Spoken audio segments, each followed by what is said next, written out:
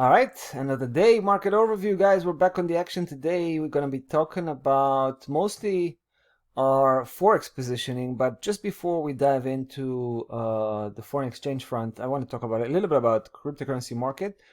In the main video today, you can go ahead and check out an in-depth analysis that we had on the Chainlink, which is our next candidate for a potential short position. All right, we already figured out that the market seems to be heading for a downside reversal.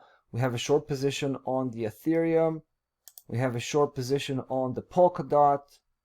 Right, there was a massive head and shoulders pattern on the top, a qualified head and shoulders pattern because the tip of the head is 861, was contained by 861, which happens to be a solid support and resistance system here. The blue one, 8.61, it didn't break through, and in fact it went down and broke below 688. That's the big one. And we have a nice head and shoulders pattern that's already breaking below the neckline. So yeah, then we have the Litecoin. We do have the Litecoin. Check this out. Talked about the Litecoin in the main video yesterday. Interesting stuff. It broke below 67.90 with a weekly breakdown confirmation. This week it's already signaling that 67.90 turned into resistance. As you can see, spiking it from below. So it looks like it's heading downwards. And if it's heading downwards, it's probably heading towards 55.08. Last but not least is the Cardano. We're waiting for a breakdown here. Looks like it's coming right now. So we might pull the trigger here very, very soon. All right, this time seems to be, looks like it's starting to break 49.03. And we actually expect that, right? We expect the move to 40.11 and even lower than that. We'll see. All right.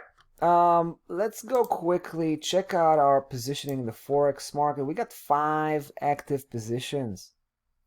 The latest addition was the Aussie Canadian, which we talked about in the main video today. Look at this beautiful drop straight to 88.19 and closed right on the money. And now it's pulling back up. I feel like it's going to find that solid support and going to start coming back to that upside trend started 5 months ago. Then we have the silver keep dropping after a break below 22.46. We got in heavy here with 20K, and I feel like we're heading towards 2096 according to the big structure we have here. So that's interesting. Dollar Canadian broke below 35.10, so we dropped one of the trades with a small profit, very small profit on it. We kept one in, this one registering a bit of a loss.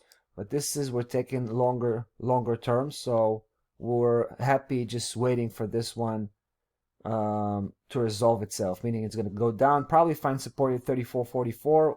We might actually double down at that point, and then straight up. Euro New Zealand dollar is a big upset, dropping strong below 77.27 again. We saw that 77.27 stiff support. We saw that level in action last week when price action kind of pulled back all the way up. It may be doing the same this week. We'll have to be patient about it. We're still in position here, by the way, but very close to getting stopped out. Euro dollar with a big drop from 3 days ago, 2-3 days ago, big drop. We got in, we jumped in. Right now we're having a nice profit on the first trade. Well, a small profit on the first trade, and around break even on the second trade. We still have quite a bit of potential move here to 639. That's like 120 pip still in the pipeline. So these are the 5 positions we currently have in the forex market, guys. Just wanted to give you a bit of an update on the situation, looking back at the last day that just got closed, right? There's a new day now. Enjoy the rest of it. We're going to be back tomorrow as usual. So till then, be well.